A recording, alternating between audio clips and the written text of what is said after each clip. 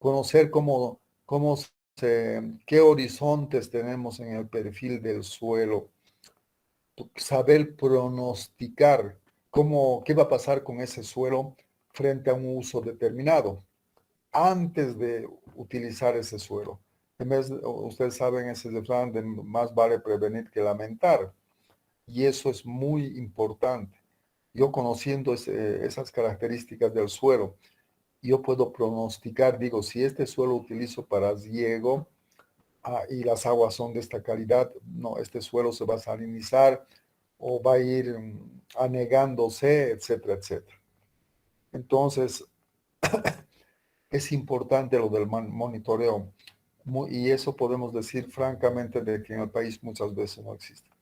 Realizar ese monitoreo de qué está sucediendo con los suelos para el caso de la materia es preocupante, porque no sabemos. Actualmente el gobierno tiene muchos programas, gracias a que está apoyando esto de la soberanía alimentaria. Hay un gran apoyo al desarrollo productivo, pero no estamos haciendo monitoreos porque los proyectos son muy cortos. O sea, el proyecto es tan corto que los técnicos a los pocos meses ya no están en ese proyecto, ha acabado el programa y no sabemos qué está sucediendo, si están haciendo bien uso de los suelos, si están, si están, si están haciendo un buen uso de las recomendaciones, si se les ha dado capacitaciones, etc. O sea, entonces, si queremos evaluar la calidad del suelo desde el punto de vista de la sostenibilidad, tenemos que considerar aspectos o dimensiones desde el punto de vista económico, social y ecológico. Cuando hablamos vamos a decir, cuando hablamos de los aspectos ecológicos, es importante tomar en cuenta de ver si ese suelo, por el uso excesivo de fertilizantes, aguas de mala calidad, no se están deteriorando. Si se siguen manteniendo, vamos a decir, si siguen manteniendo ese equilibrio con el ecosistema donde se encuentra. Y por lo tanto, eso es lo fundamental, que ese suelo no cambie debido a ese uso, porque eso va a permitir que ese suelo pueda ser utilizado por las futuras generaciones, ¿no? Entonces, siempre tomar en cuenta esos tres aspectos: ecológico, económico y social. Lo económico es fundamental también, ¿no? Muchas veces la gente en el área rural es gente que no tiene los ingresos suficientes, hay pobreza. Entonces la gente aspira a vivir mejor, tener mejores ingresos, etcétera. Entonces también hay que ver que esas necesidades económicas de generar más ingresos en el área rural no impliquen un deterioro más acelerado. No significa eso, por ejemplo, un ejemplo, si vale la redundancia, muy negativo. La quinoa tenía muy buenos precios en el mercado internacional. Entonces eso ha hecho que muchos agricultores siembren mayor cantidad de áreas con tractor en las áreas planas donde hay más incidentes, sin prácticas de conservación de suelos. O sea, se olvidaban de este aspecto ecológico, no se respetaban las normas comunales, ¿no? Entonces, ese aspecto es importante y por lo tanto lo social. En algunas comunidades del altiplano sur, cuando el boom de la quinoa, mucha gente que había migrado a las ciudades volvieron al campo para sembrar quinoa. Y solamente iban a la siembra y volvían a la cosecha. ¿Y qué ha pasado? ¿Por qué? Porque estaban pensando en esos costos interesantes y muchas veces no respetaban las normas de la comunidad de que tienen que sembrar solamente tal superficie y no sobrepasar eso, ¿no?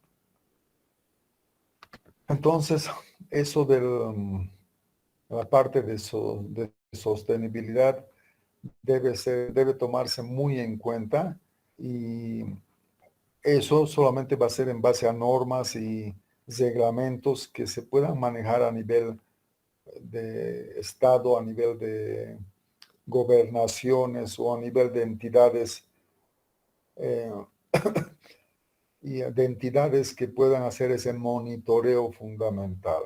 Y eso está faltando.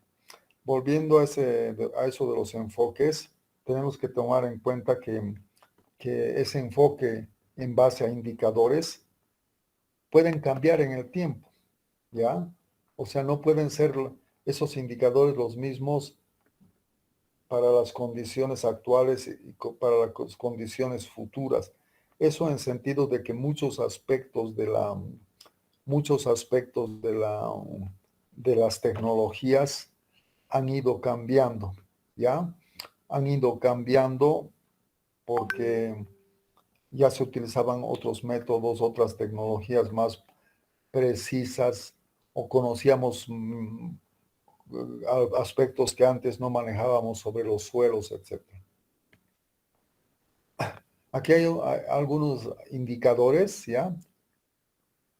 Que les voy a leer sobre la calidad de la tierra. Esto desde el punto de vista de los cultivos. Vamos a ver diferentes ejemplos. O sea, desde el punto de vista de los cultivos, esos indicadores para la calidad del suelo sería que haya buena disponibilidad de humedad y nutrientes, que también haya disponibilidad de aire en el suelo, ¿no? Especialmente en la zona donde van a estar las raíces, que ese suelo permita el enraizamiento, que haya condiciones para germinación, que no se forme esa costra después de que hemos sembrado, que esos terrenos sean fáciles de labrar, que no tenga mucha piedra o afloraciones rocosas, que no haya problemas de salinidad o toxicidad o sodicidad, que no haya problemas de elementos tóxicos, que esos suelos no sean susceptibles a la erosión, que esos suelos no favorezcan a la incidencia de plagas y enfermedades, porque muchas de las plagas y enfermedades que se dan en los cultivos tienen un ciclo en el suelo, por ejemplo. Entonces, que esos suelos no sean muy adecuados para esas pestes y enfermedades. Que no haya problemas de peligros de inundación, como sucede, digamos, en las sabanas del Beni o en las partes bajas. Como que los regímenes de temperatura sean adecuadas, que haya suficiente radiación solar y luz solar para los cultivos, para los procesos de desarrollo de los cultivos, ¿no? También hay que tomar que la producción de alimentos no solamente está en función al suelo, sino también al clima. Y actualmente esto es más preocupante por estos cambios climáticos. Este problema de que en algunas zonas ya se dan vientos más huracanados que pueden hacer que los cultivos se encamen. Cuando decimos encamen, significa que se echen, ¿no?, sobre el suelo. Entonces sus frutos queden sobre el suelo con más humedad, se comiencen a podrir o no podemos cosechar. O por los vientos no haya polinización, hay más granizos, hay más heladas, la humedad del aire puede provocar más enfermedades fungosas, o también tenemos más periodos más secos con estos cambios climáticos, ¿no? Que pueden hacer, que pueden hacer peligrar. Otro ejemplo es la calidad de la tierra para la ganadería, o sea, las tierras de pastoreo, ¿no? Nuevamente aquí podemos tener algunos indicadores como si en esas zonas hay una incidencia de pestes y enfermedades endémicas, ¿no? ¿Por qué razón? Porque no nos van a comprar la carne o no vamos a exportar si hay problemas de peste bubónica o otro tipo de enfermedades, como ha sucedido. Ahora poco hasta en Europa se ha dado que, a pesar de que países son más desarrollados, que otros países les han prohibido exportar su carne porque tenían algunos problemas en la calidad por enfermedades, ¿no? El valor nutritivo de las tierras de pastoreo. ¿A qué se refiere esto? El suelo tiene que ser tiene que proporcionar a los fosajes que crecen en esas zonas de ganadería la suficiente cantidad de nutrientes, fósforo especialmente, nitrógeno. El fósforo va a ser importante que haya en el suelo y llegue al fosaje, porque el fósforo va a hacer que ese animal tenga huesos fuertes, por ejemplo. Que haya nitrógeno en el suelo para que los fosajes que crezcan en ese suelo tengan suficiente nitrógeno para formar proteínas, la carne. Que no haya problemas de toxicidad. Que esa vegetación que crece en esas zonas, los fosajes, si yo pastoreo, y después del pastoreo que esa vegetación tenga la capacidad de generarse de nuevo. O sea, de nuevo crecer fácilmente porque los animales lo han pisoteado durante el pastoreo. Resistencia del suelo a la erosión. Que esos suelos después del pastoreo no sean fáciles de erosionarse. Que haya disponibilidad de agua para los animales como abrevaderos para consumir el agua, etc. ¿Ya? Otro ejemplo. Vamos a ver ahora el de los suelos en zonas forestales, por ejemplo, ya sean bosques naturales o artificiales. Que, que esos suelos permitan que haya un incremento de las especies maderables, ¿no? Que puedan crecer adecuadamente esos árboles en esas zonas, ¿no? Porque algunos árboles tardan más en desarrollarse, por ejemplo, los de maderas preciosas como la mara, el roble, que crezcan en relación a una hectárea. Imagínense una hectárea de un bosque, podemos tener más de 1000 especies de árboles diferentes. Entonces yo estoy queriendo explotar una determinada madera y tengo que andar, no voy a decir kilómetros, sino metros, cientos de metros para encontrar un árbol, llegar a otro árbol, cómo sacarlos, etcétera, etcétera, ¿no? Hay que ver el tipo y calidad de las especies locales que hay en ese lugar.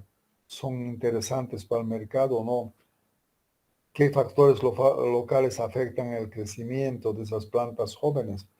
Bueno, no sé si han escuchado últimamente que una reserva muy interesante del palmar al norte de Chuquisaca y al sur de Cochabamba, el palmar, se llama el palmar porque crece en ese lugar una palma única. No existe otra palma no existe esa palma en otro lugar de Bolivia que crezca ahí en el mundo. Entonces es un lugar muy interesante, solamente se llega a pie. Tuve la suerte de conocer y los técnicos de ese lugar estaban interesados en estudiar la germinación de las semillas. Y yo en el corto tiempo que había estado, por eso les digo siempre hay que tener la vista, ir observando qué vemos sobre la superficie del suelo, qué vemos en los cortes, qué vemos con los pobladores locales. Yo vi que cuando andaba en esos palmares, veía que en el suelo había cualquier cantidad de semilla de plantitas que estaban germinando.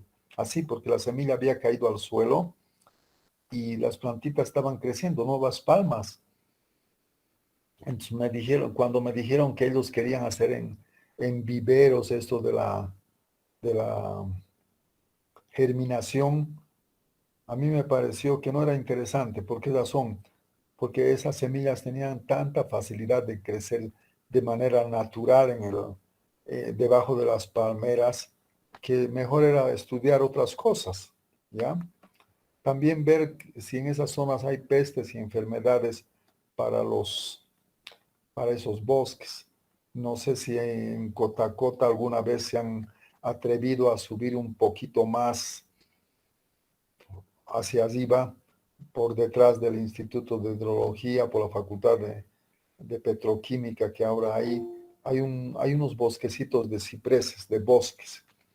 Si uno anda en esos bosquecitos va a ver que esos pinos o esos cipreses están llenos les está atacando una mariposa. ven ahí revoloteando un montón de mariposas que ponen sus huevos, hacen sus niditos ahí y están afectando la calidad de esos árboles. Entonces hay que ver esa situación. El peligro de los incendios también es importante porque muchas veces los incendios son de manera natural y eso puede afectar que vamos a quedarnos sin madera para exportar o para que los pobladores locales puedan fabricar muebles y que pueda ser y que eso puede ser la única fuente de ingreso, ¿no? Calidades de la tierra relacionadas con el manejo de los insumos, uso agrícola, producción animal o forestal. Si los terrenos son muy accidentados, posiblemente no vamos a poder utilizar una mecanización intensiva, aunque actualmente la FAO también recomienda disminuir el uso de maquinaria agrícola. Puede haber en el lugar, si yo tengo que sacar de esa zona mis productos agrícolas, que no pueda construir caminos fáciles porque hay problemas de deslumbres, desmoronamientos, o el terreno sea muy rocoso, que no voy a poder construir caminos accesibles, ¿ya? El tamaño de las unidades productivas, ¿ya? Eso es una limitante. Han debido escuchar, por ejemplo, que cerca del lago Titicaca la tierra ya está tan fragmentada que el agricultor ya no puede dejar descansar sus terrenos como lo hacía antes y que era una práctica tradicional, ¿no? La ubicación de estas zonas en relación a los mercados. De nada sirve incentivar que produzcan ajo, por decirles algo, o maca, si no hay, si los mercados quedan muy lejanos o no hay, o ellos no están acostumbrados a la parte de comercialización, ¿no? En muchos casos, y este ejemplo, esto de abastecimiento de insumos, hemos hablado al hablar de San Buenaventura. Hemos dicho que San Buenaventura necesita el encalado de los suelos, necesita fertilizantes potásicos, especialmente de magnesio. Imagínense nuestra planta de producción de fertilizantes químicos de sulfato de cloruro de potasio está en el Salar de Uyuni. Llevar desde el sur del país hasta San Buenaventura va a subir los costos terriblemente, ¿no? Todos esos aspectos están relacionados con la calidad de la tierra. Ustedes como geógrafos también es posible que no solamente estemos hablando de la tierra, sino de la cobertura vegetal sobre la tierra, ¿ya? Es importante, habíamos hablado de esto del manejo de cuencas, que es importante que no, hemos dicho que nuestras cuencas están muy deterioradas, que han perdido su cobertura vegetal desde la colonia, cuando creció Potosí, Sucre, se necesitaba muebles, vigas para las construcciones, leña para las, para las fundiciones de metal que había en esa zona, etc. Entonces, también hay calidades para esas coberturas vegetales. Uno es capacidad de regeneración. ¿Qué pasa después del corte? Hemos talado esos bosques. No sé si conocen Quime o Inquisibi. Cuando cortamos un eucalipto, de ese eucalipto vuelve a crecer 3 o 4 plantas nuevas. Se regeneran del taco que hemos dejado al cortarlo. Valor de la vegetación como protección contra los efectos climáticos, atmosféricos. ¿Qué características tiene esa vegetación nativa para obstaculizar que podamos ahí implementar coberturas vegetales como pasturas para follaje de los animales o cultivos?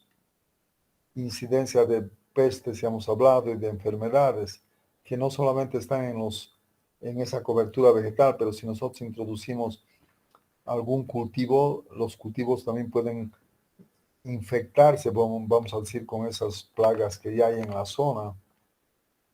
riesgos para la salud de los seres humanos y los animales, calidad de la superficie de la tierra y del terreno, receptividad de la superficie como cama de semillas. O sea, ese suelo es capaz de permitir que cuando llegue la semilla pueda crecer fácilmente. Puede ser, si es un material muy grueso como cascajo, no le va a proporcionar la suficiente humedad. Las semillas necesitan humedecerse para que vayan sufriendo algunos procesos químicos que permitan que esa semillita comience a brotar y forme una nueva planta. Manejo de la superficie, la capacidad para tolerar maquinaria agrícola o ganado. Y aquí hay otros ejemplos, ¿no? Limitaciones de la superficie, pedregosidad, regularidad espacial del terreno. Ya hemos hablado bastante de eso, de que para una agricultura intensiva se necesitan áreas más o menos homogéneas y no lunares así pequeños con diferentes suelos que no va a permitir que se desarrollen de manera adecuada. ¿Qué posibilidades hay de la deformación de la superficie por desastres, terremotos, erosión, etcétera? Como esto del mercado de las tierras es preocupante en el norte de Bolivia, en la Amazonía, en el oriente del país, donde lastimosamente algunos grupos están recibiendo dotación de tierras, no para fines personales de producir, sino que después ellos lo están revendiendo a extranjeros, a brasileros, gratuitamente, de algo que han recibido gratis, están haciendo su negociado, vamos a decir, ¿no? La presencia de agua dulce, sin agua no vamos a poder hacer muchas cosas.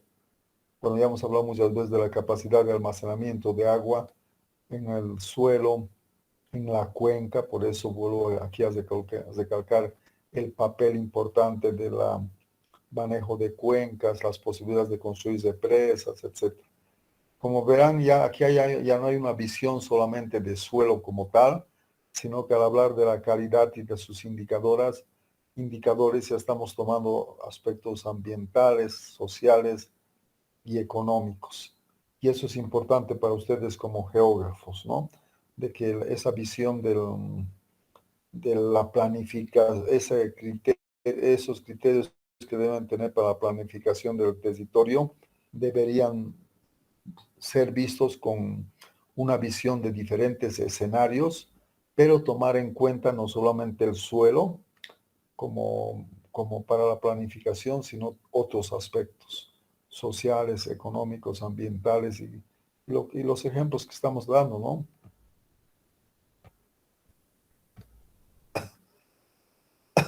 En la parte física del suelo, cuáles serían esos indicadores, ¿no? Esa capacidad del suelo de almacenamiento de humedad. Hemos dicho el agua útil. La toxicidad física del suelo. ¿Qué pasa si esos suelos se inundan, pierden oxígeno? Va a haber falta de oxígeno y va a haber problemas de toxicidad porque algunos elementos se han reducido como el hierro más 3 a hierro más 2. En la parte química es importante la disponibilidad de nutrientes. Pueden haber problemas de toxicidad por el sodio, por las sales, boro, aluminio, etc. La fertilidad biológica del suelo, capacidad de fijación de nitrógeno.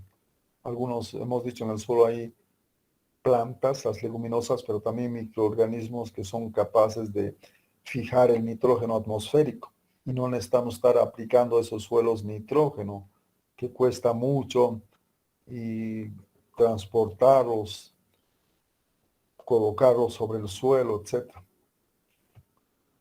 Toxicidad biológica del suelo. Hemos dicho que muchas plagas y enfermedades, parte de su ciclo lo hacen en el suelo. Entonces, si nosotros no hacemos un manejo adecuado, esas plagas y enfermedades que han quedado en el suelo pueden volver a atacar al siguiente cultivo. También También debajo del suelo ustedes saben que hay minerales, que hay áridos que muchas veces se quiere explotar. Entonces eso puede perjudicar la parte de actividades agrícolas o ambientales, ¿no? Entonces hay que conocer qué calidades del substrato subsuperficiales se encuentran, ¿ya? ¿A qué profundidad está el agua subterránea? ¿Cuáles son las características de esos materiales que se encuentran abajo para que se pueda almacenar el agua, para permitir la conducción del agua? Hay acuíferos en la parte de abajo que pueden ser importantes para su consumo por la población o para riego, o se encuentran tan superficialmente que nosotros podemos contaminar esas aguas subterráneas porque estamos utilizando fertilizantes de manera desmedida o por las actividades como la minería, etcétera. Hay materiales en esas zonas para la construcción de edificios, etcétera, ¿no? Entonces, como verán, aquí hemos comenzado a tomar diferentes criterios y ya estaríamos entrando a eso, lo que se llama la evaluación de la tierra, ¿no? O sea, estamos viendo ya la tierra, el suelo es parte de la tierra.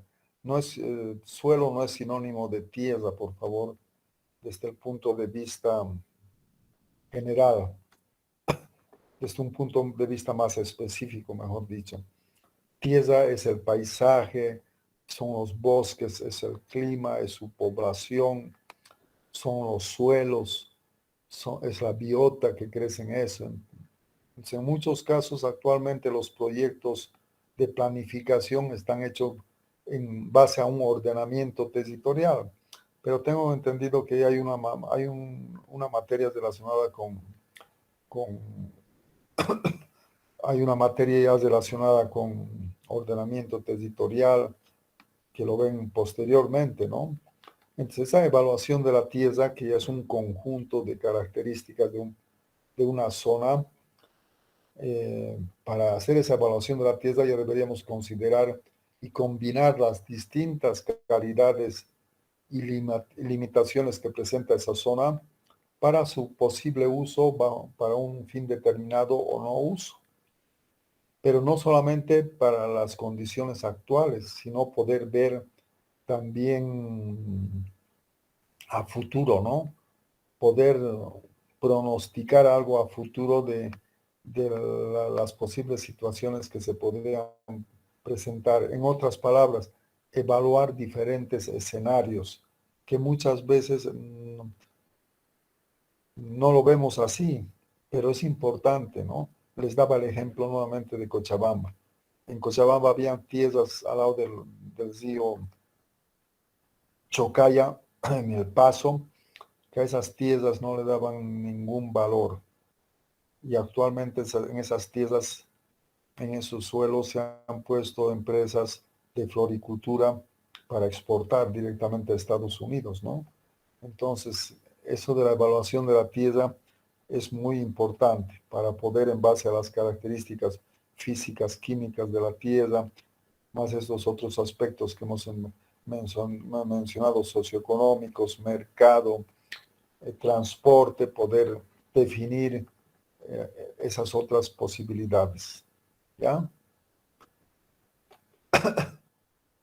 Bien, yo creo que esto es lo más importante.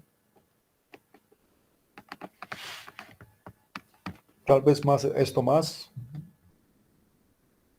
¿Qué condiciones deben presentar esos indicadores de la calidad del suelo? Ya hemos dicho que la calidad del suelo evaluamos en función a indicadores.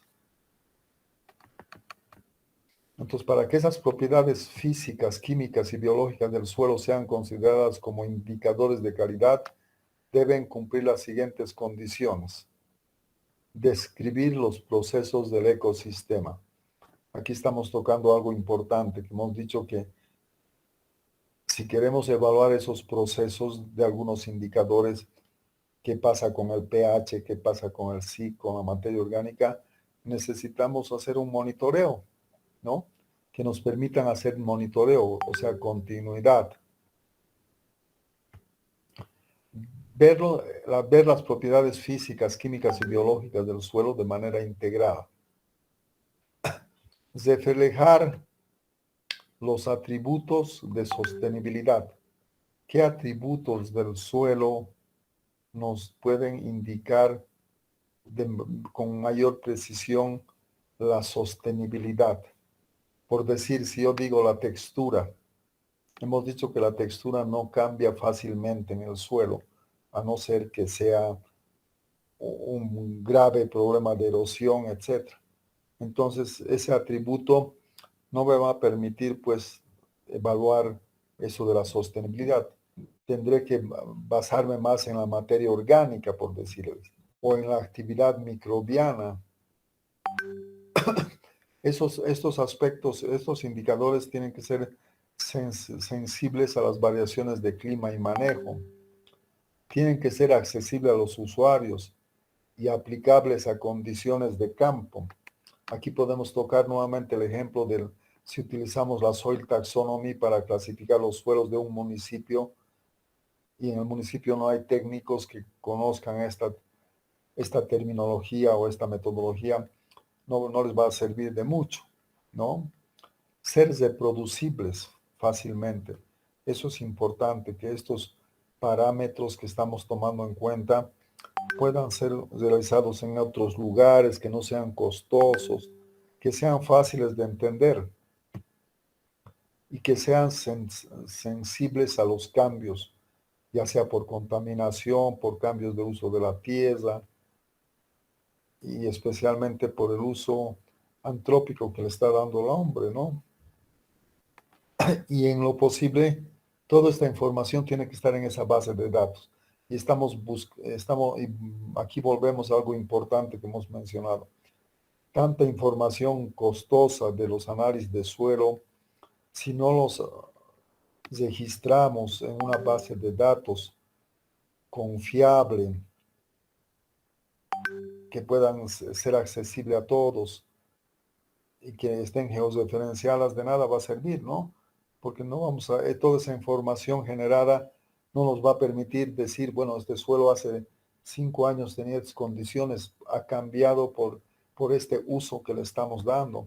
¿Y por qué va a ser eso importante? Porque vamos a decir, miren, aquí hay este suelo, hemos aplicado estas tecnologías o lo hemos utilizado para tal fin y por estas condiciones ese suelo se ha degradado.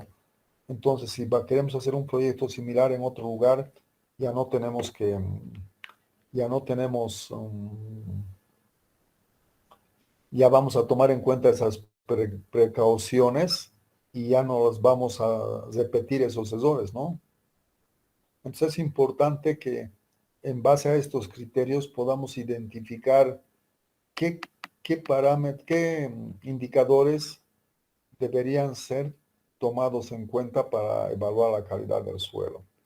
Y eso va a depender mucho del objetivo y de esas funciones que cumple el suelo y específicamente del uso que le vamos a dar al suelo. Bien, con eso yo creo que es lo principal. Bueno, aquí están los indicadores físicos que ya hemos hablado desde las primeras clases, los indicadores químicos y los indicadores biológicos. ¿Ya? Con esto yo habría acabado la materia.